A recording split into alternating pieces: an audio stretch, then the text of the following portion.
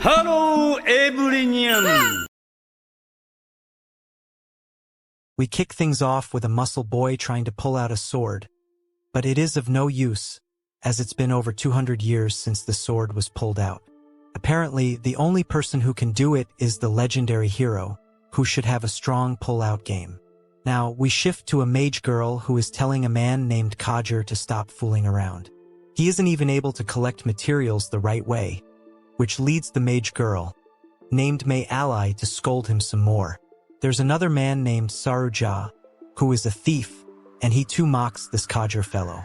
He seemingly notices another item, so he goes to get it, but a man named Rake makes him trip and make a fool of himself. Rake is a swordsman who looks down on Kajer, whose actual name is revealed to be Luke. He too is a swordsman, but he's around 37 years old, unlike the others who are all in their early 20s. Saruja says he doesn't ever want to end up like Luke, and then May Ally says she does not like the way Luke looks at her with intrusive thoughts. Rake then holds her close to him and tells Luke to keep his eyes off his woman. Saruja only makes it worse by saying Luke has solo sessions thinking about May Ally. The couple now engages in a little tongue twister, and this is when we learn that out of everyone, Luke is supposed to be our hero. He says he's been an adventurer for about 20 years, but he only increased his rank once when he was young, and has been stuck at D rank ever since. People actually had high hopes for him, but at the age of 19, a monster damaged his arm, and it's only gone downhill for him since then. As of now, he's only used as a mule by Rake's party to carry stuff around, as he is supposed to be useless in combat. It's not like bro can change his job at such an age, so he sticks to drinking to keep himself content. Our hero is upset that he couldn't get a curvy babe like May Ally, who is definitely letting Rake's elephant play with her kitty cat.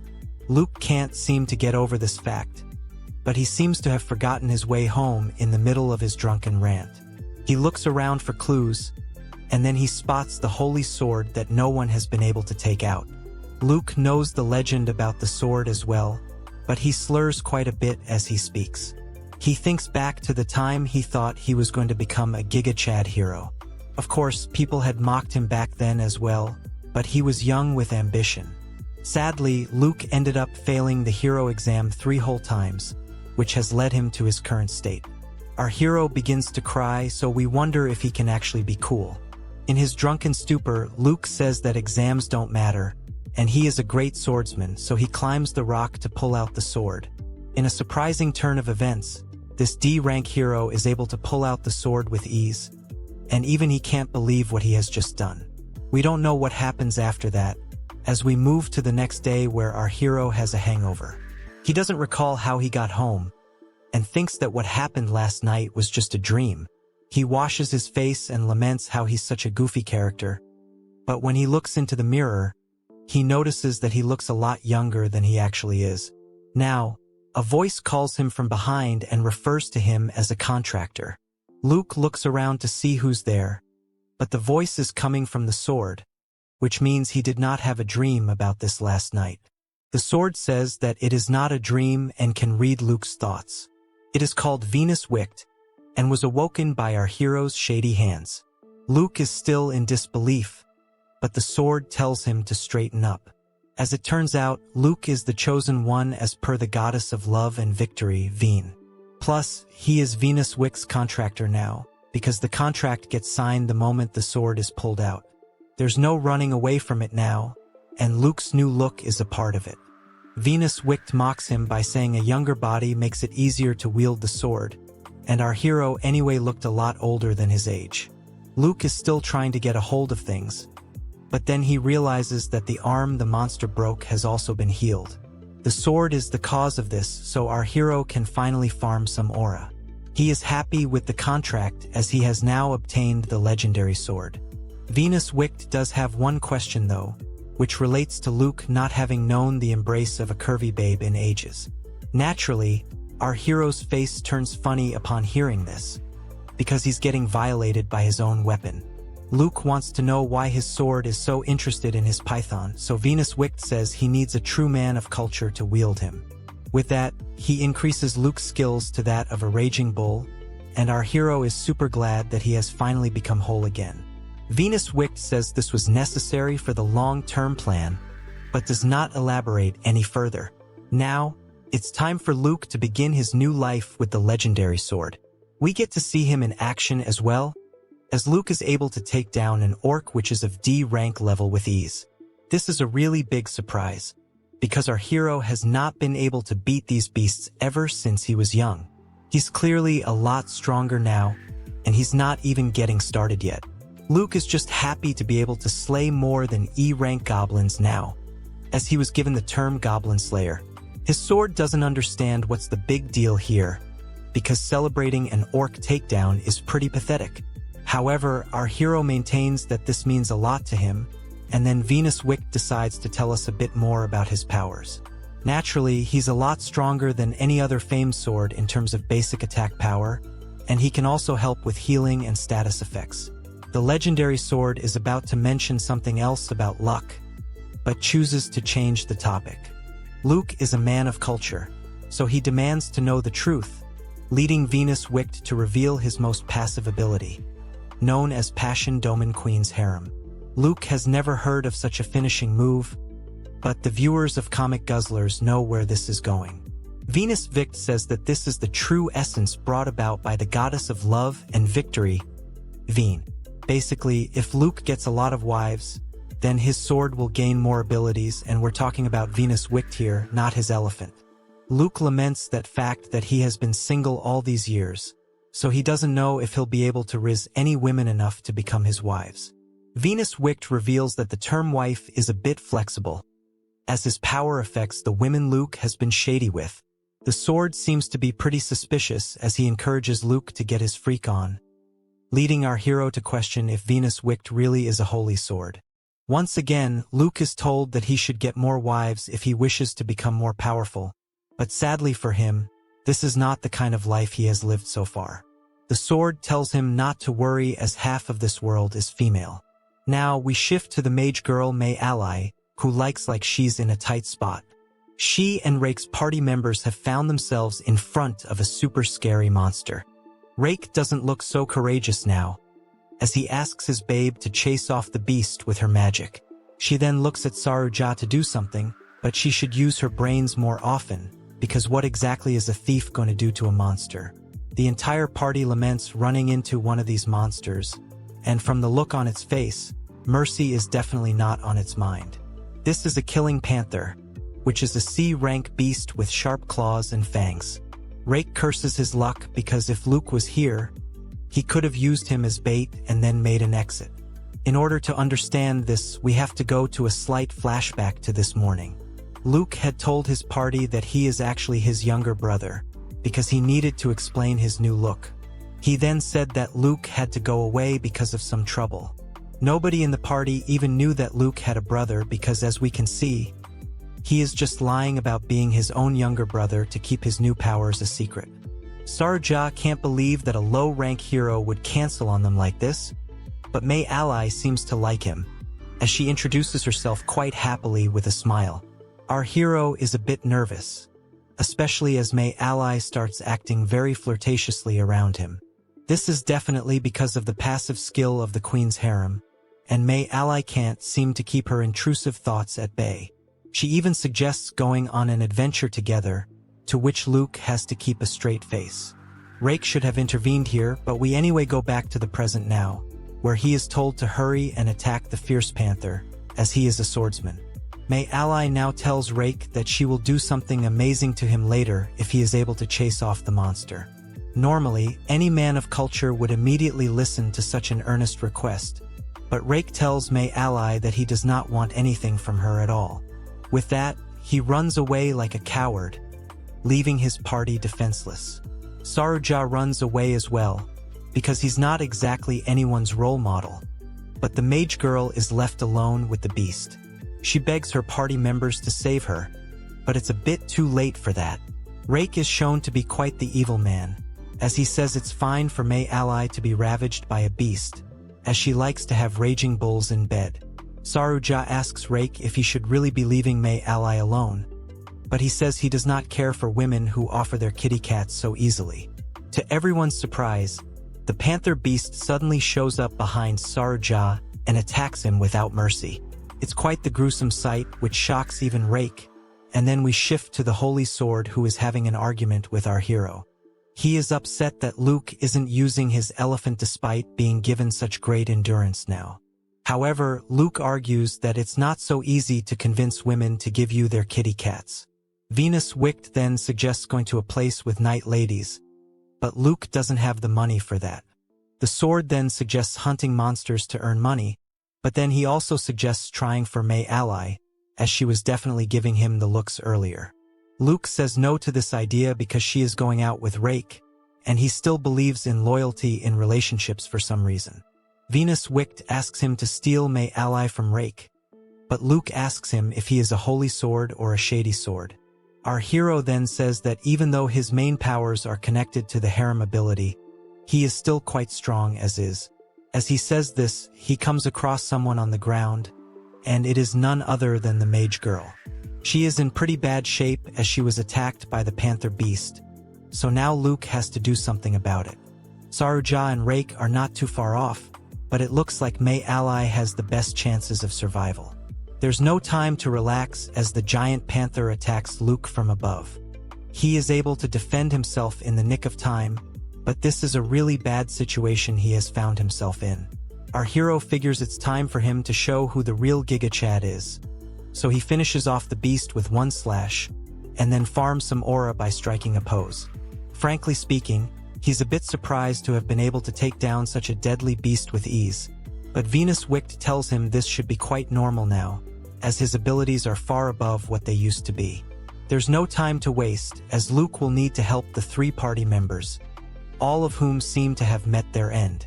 Rake seems to have had a high-grade potion, so Luke uses it on him and brings him back to life. Rake can't believe he has survived, and that too because of Luke's younger brother, who is actually Luke himself. Next up on the revival list is May Ally, so our hero gets her up, but before he can do anything else, Isekai'd asks him why he's trying to save the same people who used to give him a hard time. It's a very simple answer from Luke, as he believes they're all too young to go like this, and have the potential to do great things later in life. All of this may sound really heroic, but the Holy Sword knows that our hero is just saying all of this to impress and riz May Ally. She is still a bit conscious, as she sees Luke saying no to his sword, who was literally asking him to go Epstein mode on the mage girl was she is unconscious. Anyway, Luke does end up saving May Ally, and she remembers him as the handsome man from earlier in the morning. She then goes up to him and grabs his arm to thank him for saving her life. She may have also realized that Luke was strong enough to take down a killer panther, which means this girl is always using her big brain energy. Our hero is a bit baffled by the way May Ally is behaving around him, because it's like she's done a full Uno reverse on her attitude. Now, the mage girl asks Luke to form a party with her, mainly because Rake's party has disbanded. She reveals that Rake and Saruja both abandoned her to run away from the beast, which is indeed shameless behavior. This means that the mage girl is free right now, and more importantly, single. She wishes to be with a real man of culture like Luke, as it would be great for her own security. Luke says no to her, but she begs him, even offering shady things in return. To everyone's surprise, Luke rejects her advances by saying he has no interest in her at all. He then walks away from an opportunity that had presented itself to him after decades. Later in the night, Isekai'd scolds Luke for being a fool and turning down a cute girl without even using his python once. Once again, Luke asks Isekai'd if he is actually a holy sword or unholy villain. Plus, he doesn't like kitties that are so easy to get. It's a bit of a paradox when it comes to men, but we cannot focus on such things now. The Holy Sword says that if it is a disease that our hero is worrying about, then there is no cause for concern, as he was able to check May Ally properly and conclude that she is clean. We don't know what kind of power this is, but it would definitely sell for a lot in the real world. Now, Isekai'd reveals one of his powers, which is that he is basically the ultimate contraceptive. This means that Luke can blast as much elephant water as he wants, but it will not result in a little Luke if he doesn't want it. Once again, Luke is confused as to what kinds of powers these are, as the Holy Sword would have definitely been a big hit on Earth. To respond to Luke, the Holy Sword goes berserk, saying he wishes to watch people do shady things. He's a bit too aggressive in his tone, so he probably needs to practice some control. Luke laments that Isekai'd has some crazy powers, but also has the personality of a diddler or Drake. Another cause for concern is that the people in the bar are watching our hero taking to a sword, so they definitely think he's crazy or something. Luke tells Isekai'd to keep shut, but the Holy Sword says it uses telepathy to talk to him. Luke would have wished to have known this sooner, but now Isekai'd tells him the benefits of getting lucky. He gets to make great memories, and his Holy Sword will also gain more abilities. So it's a good thing and a win-win situation for them. Luke still says that if he does not get any princesses, it's fine because he has enough strength to take down a killer panther, which is a big deal. We can see that Luke isn't a proper man of culture, so Isekai'd tells him that with his power, he can become a hero if he plays his cards right. However, Luke says that he's fine with not being a hero, as being a knight is more than enough for him.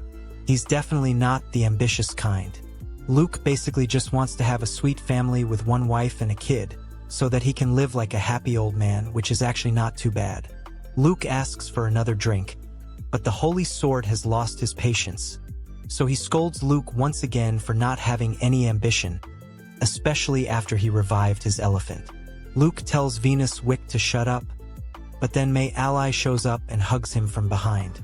She asks him why he keeps turning her down, and the smell from her mouth suggests that she has had a bit of liquid courage. Now, Ally says that she prefers older men to young boys because she believes they are better when it comes to skill, precision, and technique. Luke does not like the way she has said this, so he asks the mage girl what her body count is. She says that she would even give Bonnie Blue and Lily Phelps a run for their money, and is quite proud of it too. Ally then says that the only thing that men want from her is her curvy body, so she does not mind. However, Luke believes the only good things about Ally are her massive pillows. He then tells the mage girl that she might be getting betrayed a lot because of how she keeps involving herself with multiple men. Ally does not seem to be concerned even in the slightest way, as she goes on to talk about how she steals the innocence of men and then dumps them. This would scare anyone, let alone Luke, so now we can understand when he is hesitant to get with the mage girl. Now, Ally tells Luke that she does not care who she parties with, as she is feeling extremely shady right now. She strikes an alluring pose and asks our hero to do unspeakable things to her. Luke is in a tough spot as Ally keeps asking for a python, and she is very persuasive about it, which means that our hero can't even put up a fight against her. He finally crumbles due to the pressure, probably because he's a little drunk himself as well. He states that a man who says no to a delicious meal is a shame to all men, and this is all that Isekai'd wanted to hear. It's time to go to a room and finally give the Holy Sword what he has been waiting for. Now, we move to the next morning, where we see that Luke has indeed gone through with the act and done shady things with Ally. It was so intense that he shot his elephant water around 10 times, which has to be some kind of global record. The Holy Sword is quite happy and even teases our hero about it, but he tells him to shut up because this is like a permanent scar on him now. Regardless, Isekai'd says that he had a blast last night, and he wants our hero to keep doing these things again and again, which repeats his tendency to sound like a Holy Sword. At least one thing is good, which is that Ally did not get pregnant, so Luke doesn't have to worry about becoming a father just yet. Of course, the Holy Sword says that he can make it so that Luke will have kids whenever he pleases, but our hero would rather not have that kind of responsibility dumped on him just yet. It's time for the plot to move forward, so we see some horses and some carriages. These coaches seem to be going to the capital, so the leader asks if there are any late arrivals. Luke makes it in time, so he is told to hurry up and get inside. Our hero steps into a coach and finds all kinds of people already seated. As Luke makes himself comfy, his Holy Sword asks him why he is going to the capital. Could it be that he now wants to get more curvy babes after the events of last night? However, Luke says that he is actually going there because there is a test happening there which will get him into night school. This amuses Isekai'd, But he then remembers that Luke did want to become a knight at one point in his life. Our hero had given up on this dream a while ago, but with his new sword, it will be possible for him to become a knight. There's also the factor of having to be under the age of 30, but that's still too old for Drake. Luke has shaved in a rush, and he asks Isekai'd if he looks under 30, to which he says yes. Our hero will rely heavily on Isekai'd for the swordplay, but then he says that he will make May ally his princess and get a power-up. Luke says no to this, so Isekai'd deduces that our hero does have a preference for innocent girls. Luke tells his shady sword to shut up, and then he notices a small child telling his mom about the strong men surrounding the carriages. These are the guards in charge of the security, and one of them tells the little boy that he will keep him safe throughout the trip. His name is revealed to be Garda, and he is a C-rank adventurer. The little boy is pleased to hear this, and discusses with his mom on how powerful C ranks are. He then notices Luke's sword and is amazed by it, so he asks him for his rank, but that's an awkward question for our hero. He lies and says that he's C rank, so the kid is happy to hear that. Anyway, it's time to leave, so everyone needs to get into their seats. In the middle of all this, there's a shady character in a cloak, so something off is definitely going to happen. Now, the carriages depart for the capital, and the kid dozes off, as does our hero. The cloak man is still awake, and then we shift to the guards who comment that these jobs are a piece of cake to them. The only monsters that usually appear on these trips are kobolds, so it's going to be easy money for them. At this rate, they'll reach quicker than before, so the Holy Sword says there's some place he wishes to visit. Luke asks which place it might be, and Isekai'd says it's the nighttime area, so our hero rejects his appeal. Suddenly, the coach comes to an abrupt halt, which is a bit odd. Luke goes outside to check what's up, and he's shocked to see that a massive wyvern has shown up over here. These beasts are quite deadly and are considered to be B-rank threats. Our hero laments running into a strong monster yet again after yesterday's killer panther. So he asks Isekai'd if he is an unholy sword who brings him bad luck. This naturally offends him, so he says that he better not be compared to such a horrible item. Things are not looking good, as the wyvern starts eating the horses, causing the kid and his mom to panic. The mother tries to assure her child that the guards will save them from this scary beast, but Garda tells everyone to run. The kid asks him if he is going to protect them, but the shameless man shoves the little boy aside, saying this monster is a B rank, so there's no way he and his men are beating it. The so-called guards run away, which is rather pathetic, so the kid asks his mom what they're going to do now. Luke realizes that as adventurers, Garda and his men are not in the wrong, as they usually have to keep their own lives as the #1 priority.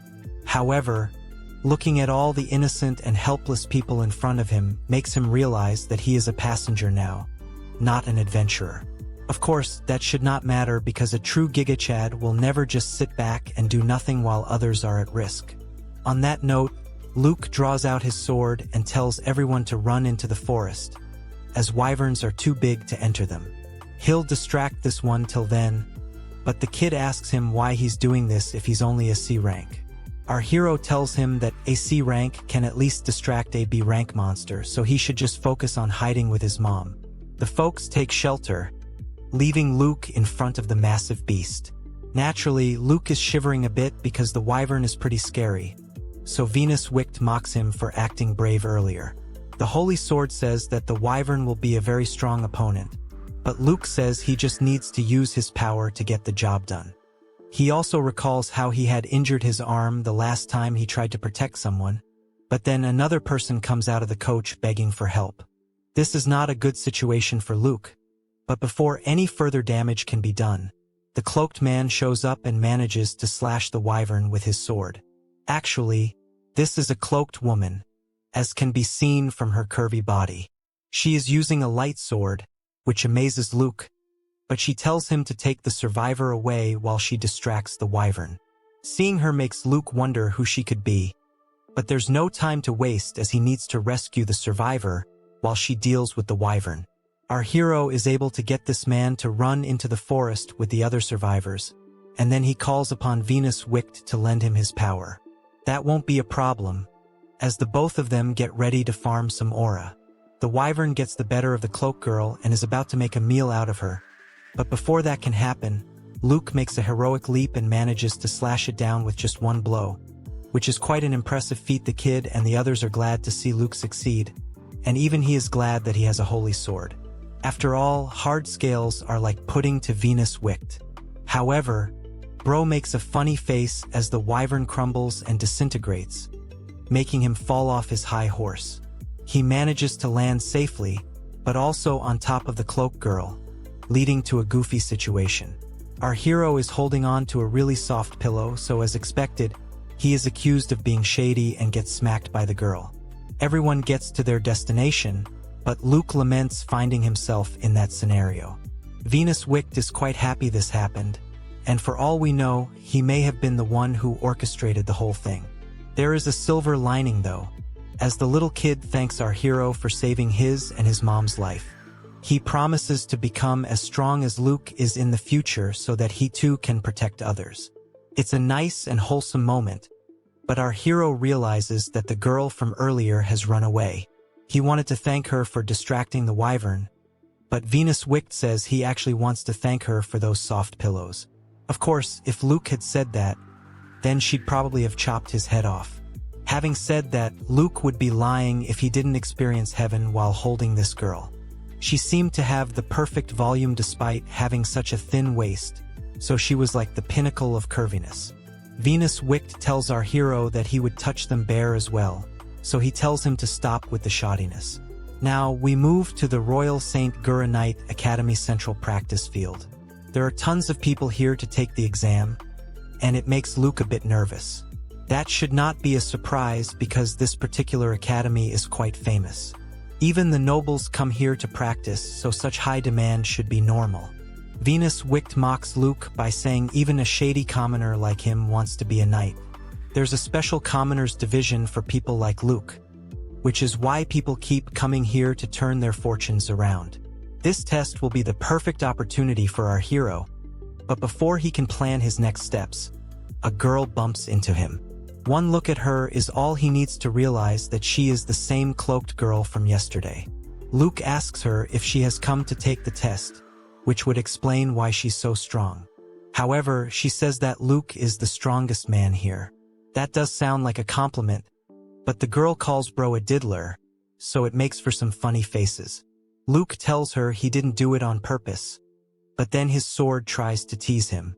Luke shouts at Venus wicked with rage, but it looks as if he's screaming at the girl, making things even funnier. She calls him rude, so he apologizes as his words were not meant for her. Now, the girl decides to reveal her name to be Arya. Luke gives her his name too, but he wonders who she truly is. Arya has a nice grace to her mannerisms, but her clothes don't make her out to be a noble. Even her sword is quite badly chipped, so she is in no way a fancy girl. After avoiding an awkward chat, Luke notices his sword looking with intent, and this is because he feels that Arya would make the perfect princess for our hero. After all, a bit of attitude is fine to tease a man of culture. Now, somebody shows up to the scene and points towards Arya, seemingly interested in her. His name is Rayos, and he sure looks like a noble. Arya asks him what he's doing here, so he mentions that he is a student over here. He came here only because he heard that Arya was taking the test, but she tells him to leave. That's quite cold of her, but Rayos is a bit persistent, so it makes sense. He teases her for a bit and says that the place for her is by his side. However, Arya has no intention to do such a thing, and she makes her disinterest clear. Rayos is upset, and he tells Arya that she can try all she wants, but she's not going to get through the test.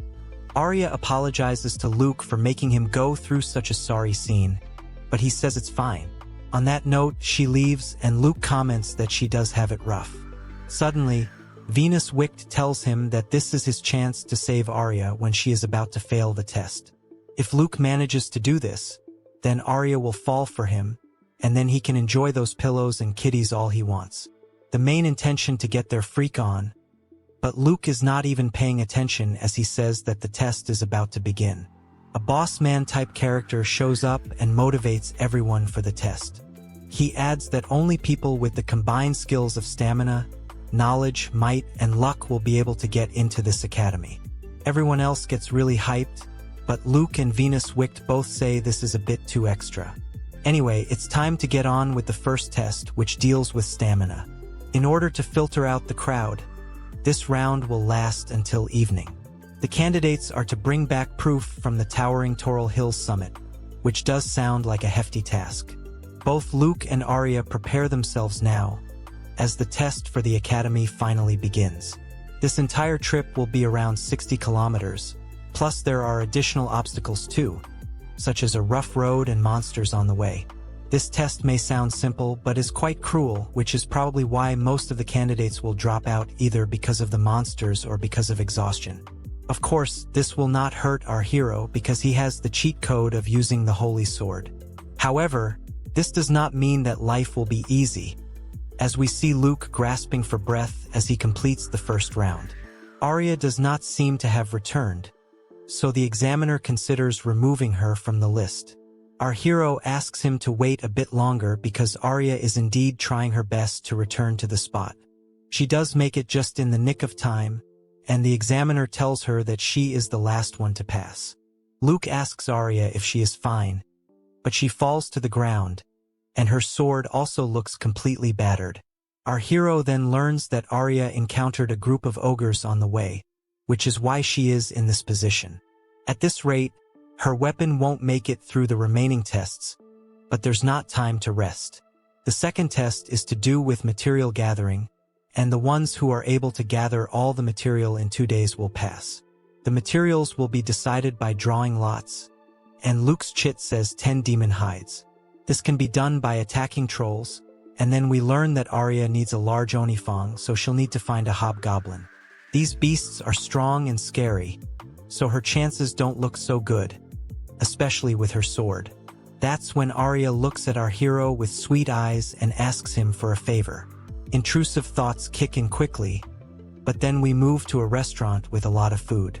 It turns out that Arya wanted to have dinner, which is not something Luke would have expected. Turns out that she doesn't have any money for food or to repair her sword, so our hero asks her where she is staying tonight. Arya says that she will be camping, but then she says something completely out of pocket. Basically, she offers her delicates in exchange for this dinner, but that's more of an insult to Luke than anything else. He doesn't want Arya to start talking like his sword, but she does not get the reference. Venus Wicked only says that Luke is more interested in what the delicates are covering, but he tells him to shut up. Our hero is not in the mood to be mocked, so he tells Arya she can eat as much as she likes. This makes her happy and relieved as well. This gives her an opening for a second request, which is to ask Luke to cooperate with her in the second test. Luke listens intently, but then Arya does a double by shocking him with another out-of-pocket statement. She says that if our hero does this, then he is free to do as he wishes with her curvy body. Luke tells Arya that he's not interested in her body, although we all know that's a lie. She is confused now because she thought that all diddlers wanted the same thing. Luke tells her once again that it was never his intention to touch her pillows, but it's a bit too late for that. Venus Wicked gets into the action and mocks our hero again for not making the most of his opportunity here. Luke argues with his sword once again, which makes Arya wonder why he's acting as if he's talking to someone. After all the drama, Luke agrees to work with Arya, and even promises to cover her living expenses while together. This is great and all, but a dangerous path lies ahead. Our hero tells her not to worry and encourages her to use whatever path she thinks is best for her. Arya is surprised by these words of motivation, but Luke thinks she doesn't want to team up with an old man like him. He even thinks it could be because he didn't shave this morning, which could cause all kinds of problems in terms of the age limit if he is found out. Now, to celebrate passing the first test, our hero suggests drinking, but Arya fears that he might awaken the dark side if he gets too drunk. Bro says that won't be the case, much to the displeasure of Venus Wicked, who really wanted to see some action tonight. Now, we move to the next day where we see a troll in the woods. Both Luke and Arya plan to take it on, But our hero is not too sure if Arya can flank the troll without her sword. The curvy babe proves her merit by going up to the monster and slashing its eyes with nothing more than a stick. This is the distraction Luke needed, as he slashes down the troll with just one strike. Arya is impressed that he's able to do such things so easily. But even our hero knows that his sword's brute strength will only take him so far. Luke asks Arya who taught her how to use a sword, and she says it was her father. She then reveals that it's a sword style called lincelet, which is only taught to royal people. Our hero seems to know about this style, and he is in disbelief as this name comes from the legendary sword Saint Alu's lincelet, who was the ultimate Giga Chad. He and his families enjoyed great success from generation to generation, but soon there were some rumors of the lincelet family losing its privileges. That's when Arya reveals that she is a daughter of the same family. Her father was a sword teacher at the royal palace, but one day, there were some false charges pressed against him, and it led to his execution. This led to Arya's family losing everything, including their pride and honor. Due to all of this, there was one single family that gained a lot from the lincelet family's downfall. It was the Regalia family, which means they must have been the imposters. These are some serious accusations, so Luke asks Arya if she has the receipts, but she says no. She admits that she will never regain her family or their territory, but she does wish to restore the reputation of the lincelet name. In order to do that, she has to get into this school, and it explains why she is acting so desperate to pass in front of our hero. All that aside, Arya says that she will teach our hero the basics of swordsmanship, because his style is a bit too rough. It will also be her way of paying him back for the food, and for once, our hero is happy to hear a suggestion. Of course, Venus Wicked appears like a shady character and cracks a joke about using swords in the night. This causes Luke to smack him into the ground, prompting the sword to say ouch. The day passes by, and it looks like the duo has managed to get all the materials they needed within one day. It's an impressive feat, and Arya is thankful to have allied with our hero. She maintains that she was a bit worried because she still thought of Luke as Diddy, but he tells her once more that he was not intending to do anything to her pillows. Now, our hero is seen practicing the basics of sword fighting, but he is getting a bit impatient. Arya tells him to be calm and control himself, as the basics are the most important lessons. Suddenly, Arya decides to fix Luke's posture in order to correct his technique, but she does not realize that she is getting a bit too close to him. Bro does his best to keep his intrusive thoughts at bay, but Venus Wicked keeps telling him to cop a feel. Arya notices this, so she asks Luke why he keeps muttering to himself. He tells her not to worry about it, but then he has something to worry about, as Rayos shows up and mocks the inn where Arya is staying. She is surprised to see him here, but he tells her that he can find out anything he wants. Of course, this is code word for stalker, and Luke knows it. Rayos says that he saw how Arya was barely able to pass the first round, and she looked pitiable. He then says that if Aluz saw this, then he would be rolling over in his grave. The nobleman sure looks like a villain, as he offers to help Arya pass the exams, but she is not at all interested in his support. That's when we all learn and realize that Rayos is from House Regalia, so there is no way at all for Arya to rely on him. Naturally, this comes as a shocker for our hero as well. Rayos puts on a scary face and says that even though their houses have had bad blood for a while, he would like to put that all aside. The blonde brat continues to condescend towards Arya, but Luke has had enough of this, so he gets in his way and tells him to stop annoying his babe. Naturally, Rayos is a bit curious, so he asks who Luke is to her, as commoners should not talk to royalty like this. Bro does not care, so he tells the blonde brat to take him on in a duel if he wishes to talk to Arya. Rayos is amused, so he tells Luke that he will put him in his place. Our hero doesn't care about that, and he says that if he wins, then Rayos should never go near Arya ever again. Venus Wicked points out that Luke should have simply turned this into a duel for the girl sort of vibe, but Luke scolds him for not taking this seriously. He even fears losing, but his sword tells him that won't happen as long as he has him. The holy sword becomes unholy again, as he starts to recite some twisted thoughts about Luke and Arya getting it on. Our hero tells him to calm down, but even Reyes asks why he is muttering to himself. Now, it's time to get serious because the blonde brat is a highly skilled fighter who's only had the best teachers right from when he was a kid. He is also known for taking down several B-rank monsters, so this is not going to be an easy win. Reyes now says that he is wielding a practice sword, but it still has mithril ore in it, so he doubts if Luke will be able to overcome his attacks. The blonde brat insults Venus Wicked as well, which makes the holy sword angry and eager to exact revenge. The bloodlust may not be as much from Luke's side, but it's time to show who the real boss is. The battle begins with Luke trying to land a few strikes, but he is unable to get past his opponent's style. Reyes also admits that our hero is not too shabby with his moves, but his monotonous movements aren't going to do much to him. However, just as Reyes thinks he's going to farm some aura, Luke is able to slash off his sword in two and leave him with his jaw on the floor. The blonde brat can't believe what he has just seen, but Luke says this is what he gets for mocking his sword.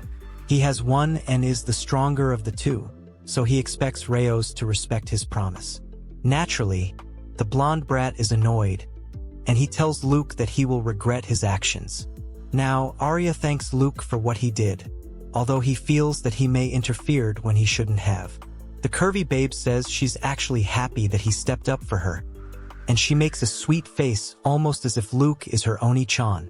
This is a great moment for our hero, but his sword gets in the way again, and says this is the time to unleash the Tongue Twister 900. However, Luke still doesn't go for it, which means he really needs to do better as a hero on Comic Guzzlers. Now, we move to the next day, where we can see our hero and his babe taking down more monsters and eventually collecting all the materials they needed to pass the test. The third round turns out to be something that Luke has not done in over 20 years, which is a written exam. It is one of his worst weaknesses, but thanks to Arya's support, he is able to clear the exams with ease. Now, it's time for the fourth round, which will be held at the west of the capital, at the Sarando Great Labyrinth. The objective is to reach the safe point on the third floor by 9 o'clock, 3 days from now. This is not the only thing, as there will only be 32 people who will pass on a first-come first-served basis. This labyrinth is not going to be some kind of child's play, as it is known to be very dangerous. Luke figures that he will need to get Arya a new sword if she is to have any chance of clearing this round. Suddenly, someone bumps into Luke, causing a brief sense of panic. He looks like an old man, who apologizes for his goofy behavior. Now that everyone has got the brief, it's time to leave. Nobody wants to waste any time, so they all hurry up in the race to the finish. Of course, something suspicious has to happen now, so we see someone watching from a distance. This is the old man from earlier, who is revealed to be a spy for Reyes. He tells the blonde brat that he has placed the device on our hero, which had happened when he bumped into him. This old man's name is Shudel, and he wishes to do this job for his master rather than Reyes doing it himself. However, the blonde brat says that it's a lot more fun to chase and corner your prey by yourself, as it allows you to have more fun. He then makes a shady face and says that Arya can only be his. He will not allow any other man to have her, so this is definitely some kind of toxic behavior. Now, we learn that the labyrinth is a great source of money for the capital because it has still not been fully explored yet, leading to adventurers shopping for items again and again to explore it. This place is underground, and every floor in it is different in terms of layout. As a matter of fact, quite a few people have lost their lives here as well, searching for greatness. The first floor only had E-rank monsters in it, so it wasn't much of a challenge for our hero and his babe to make it to the safety point. However, they did get lost in between, so they took more time than usual. Arya doesn't even know where they are at this point, so Luke says they need to make up for their slow start. He tells his babe to sleep in the tent while he sleeps outside, but she says that our hero should be the one to get some rest as he is the main attacker. Of course, Luke is a true man of culture, so he says he can't allow a girl to sleep outside. This leads Arya to act shy, but then she says that the both of them should sleep in the main tent, which is definitely a bad idea for Luke. Arya asks if he plans to do something weird, but he obviously says no, which means there is nothing to worry about. Of course, Isekai'd knows better than most that this does not guarantee any PG-13 viewing, so we'll all just have to go with the flow. The curvy babe says that they have a long way to go, so it's important for Luke to be rested. But the problem is that he has so many intrusive thoughts in his head that he just can't sleep. As expected, his holy sword tells him to make a move, but he says he can't do this because he's not Drake. Of course, Isekai'd says that these are simply words, because Luke's elephant is telling him a completely different story. Luckily, the couple is able to get through the night without any incidents, and then they move to the second floor, which is filled with D-rank monsters, and is in the form of a forest. Luke and Arya are both able to clear this floor as well, which means that they only have one more floor to clear. From the looks of it, this floor has trolls, ogres, and C-rank monsters on it, and the safe point is closer to the part that connects this floor to the fourth floor. Luke worries that sea-level monsters are scary and tough, but they should be able to handle the threat. Just as he says this, our hero is attacked by a monster from behind. Luke tells Arya to get back after avoiding a blow, and then he takes a look at what he's up against. These monsters look like the Titans from Attack on Titan, and they all break through the walls of the cave, so the reference is quite on the nose. Plus, these beasts are really acting strange, so Luke wonders what's the scene. The beasts clearly seem to be targeting our hero and also might be female, so Isekai'd says that Luke truly is the lady killer he knows him to be. Jokes aside, there's something suspicious about these beasts, but a solution needs to be made. There's a dead end on the right, so our hero tells his babe to go hide over there. He then tries to lead the monsters away, and just as he had predicted, they are only after him for some strange reason. While running, Luke notices that he has gotten faster ever since he beat the wyvern. Isekai'd says that beating higher opponents means getting higher points, so it's just like Sung Jin Woo from solo leveling, but without the extra aura.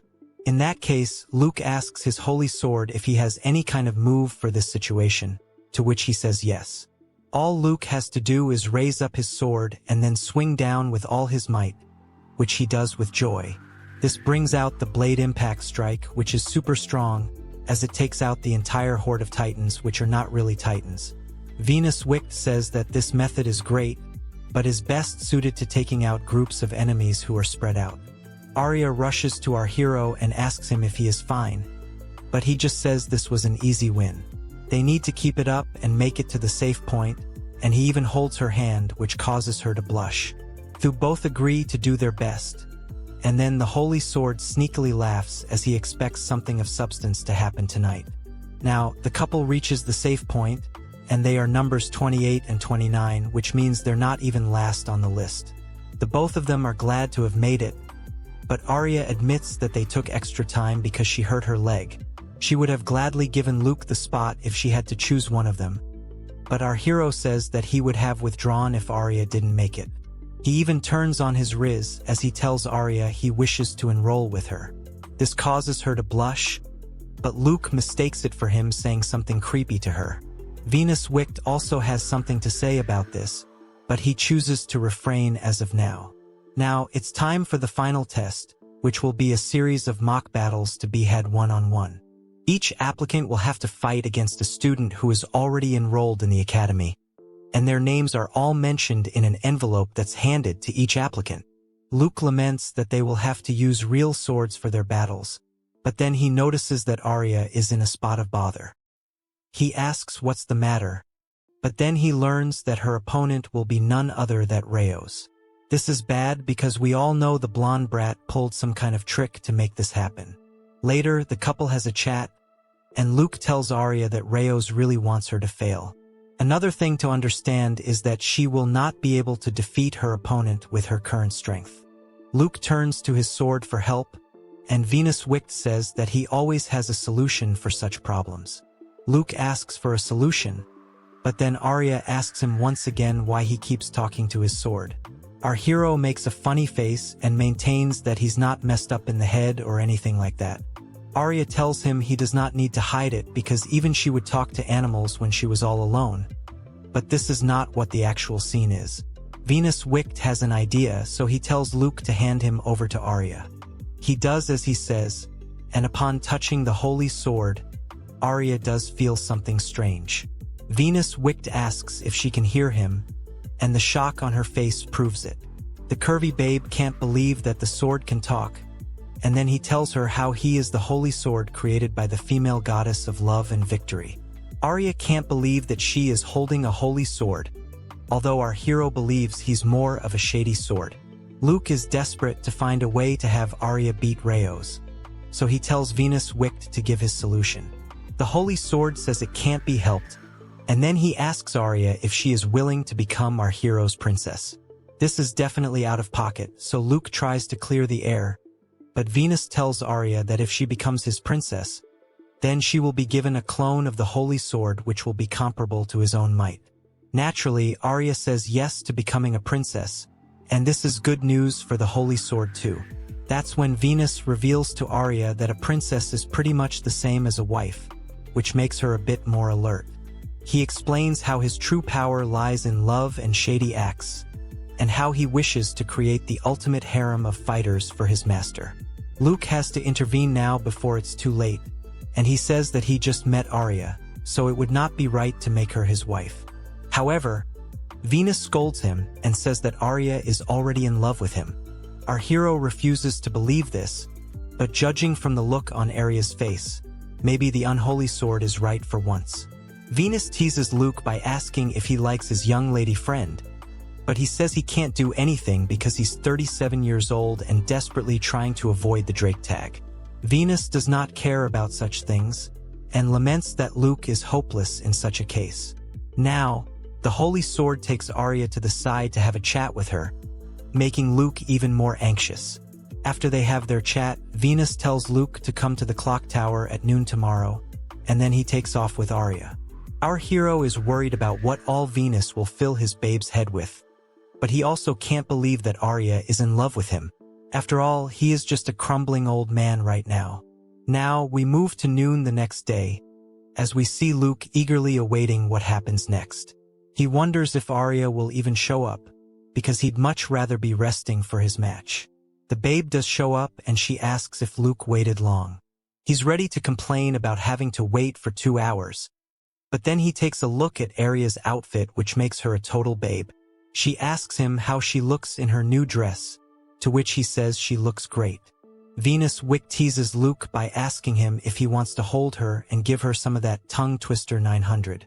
However, our hero ignores his sword and asks Arya about her clothes.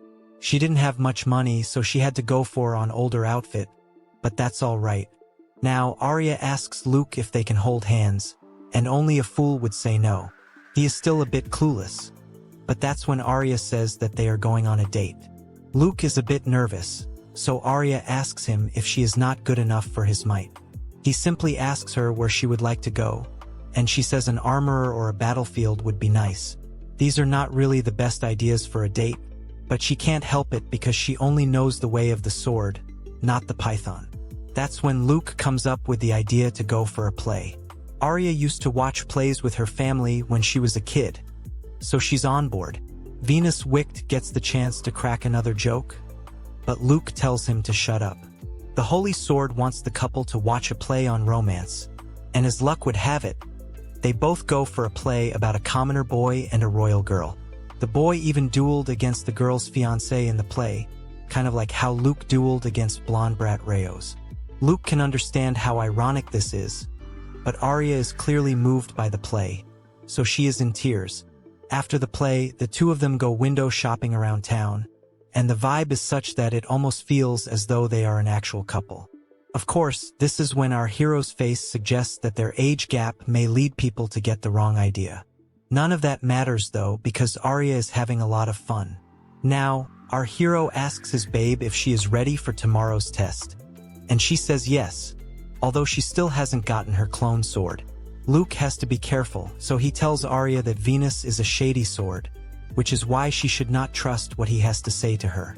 Naturally, the Holy Sword gets upset, but before anything else can happen, Arya tries to shove some booze into Luke's mouth.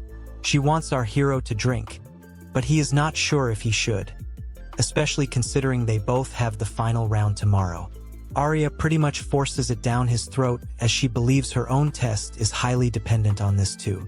Luke has no idea what she means by this, but the babe tells him that they should drink and have some fun.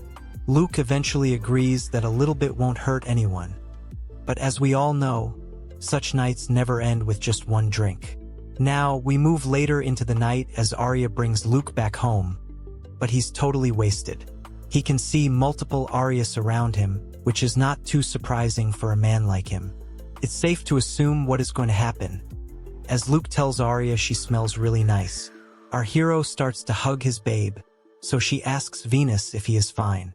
The Holy Sword says that Luke has fallen, but that means this is her chance to do what she needs to do. On that note, she pushes him aside and gets into some alluring attire, asking her lover boy to do what's needed. Now that he's drunk, he does not need to hold back as he unleashes the dark side. Elephants and kitties come out to play, but Venus is in a tricky spot as he is in his sheath and is unable to see what's going on. Now, we move to the next morning where our hero realizes that he has messed up. Seeing Arya next to him makes him realize that he had gone on a drunken rampage last night. Luke is able to remember how Arya got him blackout wasted last night, which led to tons of unspeakable acts. Soon enough, Arya also wakes up, and she hides under the blanket out of shyness. She does not want to show her face, but Luke needs to talk to her, so he raises the blanket. He tells her that it does not matter how badly she wishes to pass, because Arya should not have given her body away to a man she does not love. This is not a matter of pride for her, but then she scolds Luke and calls him a fool because she would never do such a thing with a man she did not love. Our hero is a bit confused by this, so Arya has to spell out to him that she is already in love with him. He can't believe what he is hearing, and it leads to a hilarious declaration of love from Arya. Luke once again asks her if this is what she wants, because he's pretty old for her. However, she says that age does not matter to her, as she is old enough to make her decisions as per the rules of this world, although no comment can be given about how this would turn out on Earth. Now that Arya has confessed her love, Luke thinks it's a bit unfair that he now has to take responsibility for her. Of course, in the middle of this extremely messed up situation, Venus Wicked arises like Sung Jin Woo's shadow and congratulates the couple on what they have done. He is so happy that he could explode right now, and declares that Arya is Luke's public wife, or rather precious princess now. Venus talks about last night, prompting Luke to ask if he watched any. However, the Holy Sword could only be unholy to the point of hearing what was going on.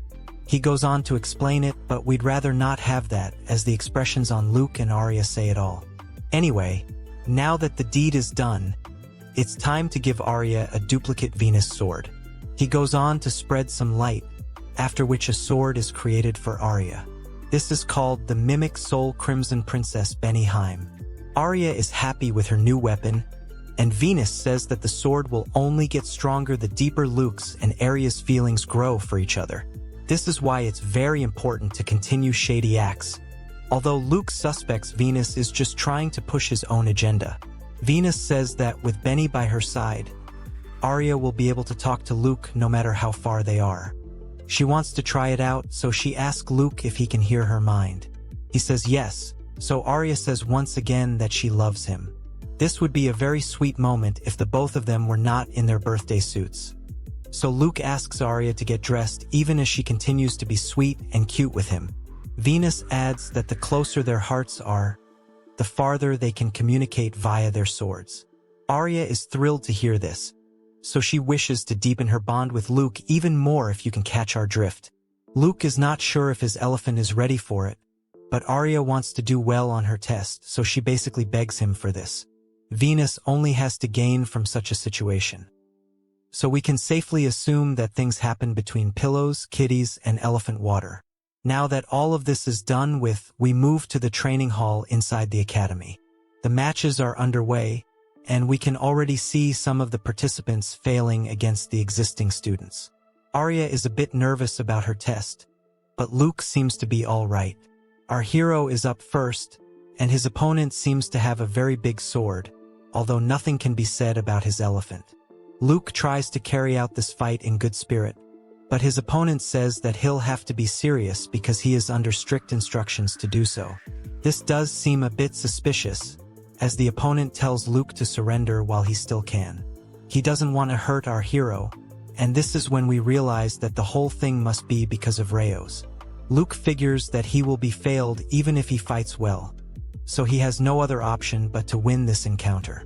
He tells the man thanks for the warning, but there is no way he's going to surrender so easily. The opponent says that he's the top-ranked fighter in the school, so Luke is not going to get away so easily. However, a true Chad never backs away from a battle, so Luke gets into the ring. The fight begins, as we see the opponent wielding the giant sword as if it's really light. Our hero doesn't seem to have any problems with this though, as he is able to dodge his attacks with ease. This goes on for a while, but it does not look like Luke is going to be hit even once. Venus laughs and says that Luke has become even more powerful due to his princess bond with Arya. The opponent loses his patience and calls out our hero for running around. He wants some action, so Luke gives it to him by attacking his sword and causing it to crack. The whole thing is made of mithril, so it's hard to believe that a normal sword would be able to break it, but this should be the least of the opponent's worries. Luke goes on to show his true strength with a slash attack, but he doesn't even go full power before his opponent is down and out, in desperate need of a healing potion. Luke laments that this fight wasn't even that tough, and Venus tells him that this is just the beginning for him. If he gets more princesses, then he will be able to become even stronger than the average hero on Comic Guzzlers. However, Bro is not interested in any of that. Arya congratulates Luke on passing, but he will only celebrate once she passes as well. It's a nice and sweet moment between them, but of course, something odd has to happen. The instructor tells Luke to go to another location for further procedures, but this is strange because all the matches have not ended yet. However, the instructor tells him that he is a special case, so he needs to get going. This is also for Arya's sake, so Luke tells her he'll be off for these special procedures. Before leaving, he tells his babe that she can win, and she gets the motivation to do her best. As Luke moves outside, he figures there is some kind of conspiracy going on here, as his match was clearly set up by Rayos. Suddenly, he comes across Shudel, and recognizes him as the man he bumped into earlier. The old man casts some kind of spell which makes our hero's whole body go numb. He is unable to fight it, and he falls to the ground, making him vulnerable to attacks. Shudel mocks him by saying he will not take his life, but will make sure that he is asleep for Arya's match. And that's when Luke realizes that the old man is an underling of Rayos. Things are not looking good for Arya, but it's not like our hero is currently able to do anything about it either. Rayos shows up and tells Arya that her man is fine for now, making her nervous about how Luke is doing. She asks him what he has done to her lover boy, but Rayos says that if she wants our hero to come back unharmed, then she has to become his slave and put on some kind of shady item. This is the necklace of slavery, which essentially binds the wearer to a slave contract with the owner. Arya stands her ground and refuses to yield, leading Rayos to ask her if she simply used Luke for his elephant only to throw him away once she's done with him. This is obviously not the case, as Arya believes in her lover boy and is confident that he will be fine. She is also sure of her own win, which makes the blonde brat a bit annoyed. Now, we move to Luke, who is asked by Venus if he is alright. He is fine, but has been brought to an unknown location by Shudel. The old man does not know that our hero can talk to his sword and to Arya as well, but he does mention how everyone in the Regalia family is so greedy and selfish. He even feels bad for Arya, but then Luke interrupts him by saying he has figured out he works for Rayos. The old man can't believe that Luke is already awake, although his body is still a bit numb. Shudel wonders if his poison is not working, but not all poison is effective against a python. Venus says that he is able to boost Luke's resistance to poison, which is why he has been able to wake up so soon. Shudel is not here to play games, so he is ready to make things worse by using even more poison for his next attack. Arya talks to Lucas through her sword, and asks if he is all right. Luke tells her he will be just fine, and she should just focus on her own match. He apologizes for not being there with her, but Arya is fine with that because talking to him now makes her feel as if they are still together. Now, it's time for the match to begin, and the blonde brat is ready to make Arya cry with his rage. However, Arya mocks him by smiling and saying he was the one who was crying when he lost to her 4 years ago. That is indeed pathetic, but Rayos is not here to be violated, so he begins the match. The blonde brat tries to land a fierce strike, but Arya is able to block him with Benny. Rayos believes that Arya's sword will break because his own weapon is made of the finest mithril you can find. To his surprise though, Arya seems to be doing just fine, and she says that her sword is something special. On that note, she launches an attack on Rayos, and he is totally cooked. The others watching the match comment on how elegant and powerful Arya is, and they want to know more about her. Rayos can't believe that he isn't even able to get a single attack in, so he becomes frustrated. He reveals that he has been trying to polish his sword skills for the past 4 years, and he even has enhanced armor, but that is no match for the hero's babe's plot armor. He is totally struggling against Arya, who seems to be enjoying the way she's dominating her opponent. Rayos is not going to take the disrespect any longer, so he uses a cheat code and freezes Arya's sword. She can't believe it, but Rayos says he didn't expect her to make him use this trick. His sword has the ability to freeze anything it touches, so now it's his turn to go on the offensive. The blonde brat is able to show off some of his moves now, meaning a full Uno reverse has happened. Rayos makes a really ugly face as he pushes Arya to admit defeat, but she says that it is he who is going to lose. The babe unleashes a flame attack, which is shocking to Rayos. Venus explains to us that this is not some random flame either. It's because his replica sword can increase its intensity based on its owner's nature. For Benny Heim, he has a scorching ruler, which is why he's become such a fiery sword. Now, Arya tells Rayos that he likes to think he's an aura farmer because of all his wealth and his followers. However, he is no different from what he was 4 years ago, so she will show him the difference in skills between them. Naturally, the blonde brat loses his mind and keeps saying that he needs to make Arya his own. He goes on to say a whole bunch of nonsense which only makes him look like a sore loser. These words have no impact on Arya, but then Rayos says that he is going to make her weep when he becomes her first elephant. In a hilarious twist, Arya reveals to him that Luke has already done the deed with her, so she has become a woman. The blonde brat is so stunned that he doesn't know how to react to these words. That's when Arya decides to unleash her finisher move and beat him with ease. She becomes the victor, and somebody needs to come to wipe out the fire. Now that she has won, Arya tells Luke that he needs to come back to her.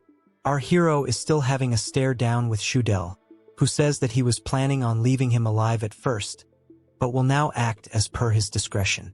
Luke asks the old man if he is doing the right thing, because this is technically against his orders. However, Shudel says that if he lets our hero live, then he and Rayos will both get exposed. He does say that his young master had specifically ordered him to keep Luke alive, but then he remembers that Rayos also wanted to have his earlier humiliation taken care of. Luke comments that the both of them are Susi fools, but the old man says there's nothing better than being faithful to one's desires. He has come to the decision that he is going to end Luke, and even Venus says that he's getting a bad feeling about Shudel's sword. The old man does praise Luke's holy sword, so Venus says that his opponent has a rather keen eye. Our hero doesn't understand why Venus is siding with the enemy, but that's only because he himself never praises Venus. Now, Shudel says that his own sword is quite the masterpiece, as he strikes instantly, with Luke barely being able to protect himself. He could not sense any bloodlust from Shudel, which means that the old man is quite used to assassinations. Shudel is impressed by Luke's skills, but Venus gets a bad feeling, so he tells Luke to get back immediately. This is when Venus reveals that Shudel is holding an unholy sword, which contains all kinds of poisons. Any normal sword would dissolve simply upon touching it, which explains how Shudel was able to knock out Luke earlier with poison gases emitted from the sword. The old man is impressed that our hero has figured out how powerful his sword is, and now it's time for a show.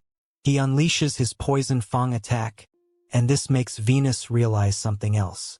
Shudel had planted something on Luke when he bumped into him, and this device unleashed a poison gas that excited ogres.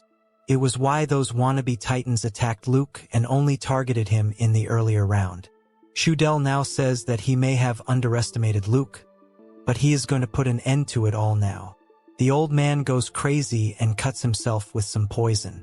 Luke looks really confused, but Shudel explains that there is a poison which can enhance the body as well. He can produce that poison, and so he uses it to get a physical boost. The old man turns into a super big muscle bro, and this is bad news for our hero. Luke is barely able to fend off his enemies' attacks, as Shudel has some super impressive powers and speed. No human should be capable of this, but the old man is only concerned about how much longer Luke can keep up with this. All this hype is of no use to Shudel though, as Luke manages to chop off the hand that's wielding his unholy sword. Our hero then tells him that he has some fearsome powers, but his sword is much stronger. The old man can't believe that such a thing has happened, and Luke tells Venus that he has finally praised him, but the holy sword doesn't like his tone. Luke tells Shudel to treat his wound because he doesn't want to end him, but Venus notices that the enemy is acting strange. Shudel uses his unholy sword's poison as anesthesia for his wound, which is quite scary to watch. The old man isn't going to quit, so he unleashes a toxic gas after injecting himself with the antidote. Luke is in a spot of bother right now, but he quickly recovers, much to the shock of his enemy. Venus knew this was coming, so he strengthened our hero's poison resistance. It's time to get serious now, as Venus feels offended that a low-tier unholy sword is being used against him. Luke injures Shudel badly, but he doesn't finish him off because he wants information from him. This is not a bad move, but it does allow the old man to create a smokescreen and escape while our hero is distracted. This is not ideal for Luke, but at least he gets to meet Arya later unharmed. He laments being unable to capture Shudel, and even Venus did not anticipate that the old man had a smokescreen prepared in case he lost the fight. Anyway, one thing is for sure, which is that he was an assassin hired by the Regalia family, so Arya believes she will be able to expose that corrupted family for what they did to her if she is able to get his hands on this poison serpent. Arya wants to capture Shudel so that she can use him to prove her father's innocence and reclaim her house's honor. Luke likes her determination, but then a shady character appears. It's just a beaten-down Rayos who wants to know if Arya was speaking the truth during their match. Luke has no idea what's going on, but he is told to shut up. Arya tells him that she was not lying when she spoke about her kitty and our hero's elephant. Rayos turns into a total loser now, as he reveals he may resent Arya, but in truth, he is just a simp. He loves her, and he wants to make her happy by becoming a hero. He even offers to restore Arya's house name with his power, so he tells her to come to his side. However, Arya brutally rejects him and says that he is even weaker than she is, so he's a total waste. She then goes to give Luke a peck on the lips, which deals further emotional damage. Arya tells Rayos that she and Luke love each other, but Bro does not understand what is going on here. The couple goes on to celebrate Arya clearing her test, and Luke wastes no time in bringing out the booze. Arya feels a bit curious to try a drink, but our hero tells her she isn't of drinking age yet. She argues that she is already an adult by law, but Luke feels otherwise. Bro says Arya should become a bit more mature to drink, but she counters that he has already made her into a fine woman. With that, she chugs some down, much to our hero's surprise. Arya finds it to be bitter, but continues to drink, while Luke tries to ask her to chill. Before he knows it, Arya is already slurring and asking for another one. She creates a bit of a scene with her words, and Luke tries his best to calm her down. Arya starts calling Bro her darling, which makes everyone else look at the couple in disbelief. She even jokes that she isn't going to let him get any sleep tonight, which probably should not be said in a public area. Now, we move to the next morning, and see our hero snoring away in bed. He remembers getting drunk with Arya, who seems to love this new experience. We see a brief flashback of some public display of affection too, which makes the other men jealous of Luke for being able to raise such a babe. As a matter of fact, Arya begins some of the action right there, which is once again not ideal. Luckily, Luke was able to bring her back to the room before things got out of hand, but he can't see her anywhere. There's someone cuddling next to him, but it isn't Arya, so bro is in big trouble. He has no idea how things have come to be this way, because judging from how it's looking, Luke has turned into Drake. He asks Venus what happened, but the sword is fallen on the ground and does not even respond to Luke.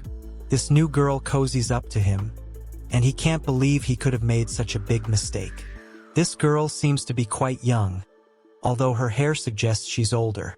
Most importantly, she is in her birthday suit, which is definitely alarming.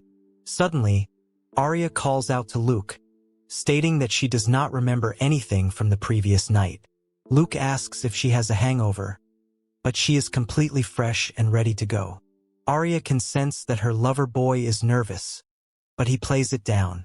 He then asks where Arya is, and we learn that she is right outside his door. It's unlocked, so she decides to come in, but we all know that's the worst possible thing that can happen. Luke says the room is dirty, but Arya does not mind. She hasn't washed her face or tidied up herself. But then Luke says he's in a state of undress. This only makes Arya thirsty and she steps in, hoping to get some action. However, when she enters, she sees what she should not have seen, and this makes her visibly upset. Bro says it's not what it looks like, but this is a term that girlfriends and wives are quite used to. Arya has drawn her sword and is ready to hear Luke's excuse, although he doesn't like the fact that she's ready to take his life. It looks like bro is gonna get the Ned Stark treatment, but at that very moment, the girl wakes up. She then strikes a pose and smiles as she wishes a good morning to both Arya and Luke. Everyone is shocked to learn that this girl is actually Venus, the Holy Sword. Luke asks why he looks like a girl now, but he says he was able to personify himself. He is glad that he can eat yummy food in this form, but he needs to get dressed first. He does that, but now Luke asks why he chose to become a little girl. He reveals he actually wanted to become an old grandpa, because he's quite old himself, but things somehow turned out this way. He has been made in the same image as the goddess Veen, so he should be a beautiful adult woman, but doesn't have enough power to go beyond a little girl. Venus teases Luke, stating that he would like to see his final form, and from now on we will refer to Venus as a woman whenever in this body, just for ease of writing this script. The misunderstanding has been cleared, but Arya seems to love Venus as she finds her incredibly cute with squishy cheeks. This may be weird, but at least Luke is off the hook. Of course, Venus is still a shady man at the end of the day, so she enjoys Arya's pillows now that she has the chance. The next day, we move to the Royal St. Guranite Academy dorms. A lot of students enroll into the dorms, and because this includes royalty, the facilities are quite nice. There are things like a massive communal bath and a high-class cafeteria that looks like a restaurant. Of course, Luke and Arya don't have any cash, so the dorms are their only option. It's actually great because the dorms are massive. As a matter of fact, it almost seems as if life was a lie before the couple saw this facility. Of course, this is mainly for rich and wealthy people, so our hero doesn't fall under that category. Arya says it will be lonely for her, because the dorms will be split up, but this can't be helped. The building in front of them is the boys' dorm, and the girls' dorm is the other way, so it's farewell for now. Of course, Venus wants to go to the girls' dorm because why not, right? Luke tells him to control himself because he can only be in sword form in public. After all, he can't risk getting dissed by Kendrick Lamar if he's seen walking around the boys' dorm with Venus in his little girl form. Now, Luke gets his key and heads straight to his dorm room. He is given room number 213, and it's amazing, just as he had hoped. Everything is sparkling in front of him, so he wonders if this is actually a student dorm. Having said that, this seems to be the shared hall space with a roommate, so it's like a hotel suite. Venus wastes no time in telling Luke to start bringing the ladies here, but that would only result in him getting expelled. It's time to look for his own personal room, but he has no idea which door leads to it. There are so many of them that he is spoiled for choice. Anyway, our hero decides to try a random door, hoping to see how lavish the space is. Much to his surprise, though, he sees someone taking a bath inside the bathroom. This is clearly shocking for bro, but there should not be any girls in this dorm. Who is this mysterious person? And how is academy life going to turn out for Luke? Is he going to add more girls to his harem? Or will it just be Arya till the end? There's lots to learn, but sadly we have come to the end of the video for today. Like, share, and subscribe if this is a story that appeals to you. There are quite a few chapters to this manga, so I'll be able to make a whole series on it, but only if this video gets enough views. Otherwise, I know you guys are fans of series Yuta and Wayne. Okay then, I'll see you in the next one.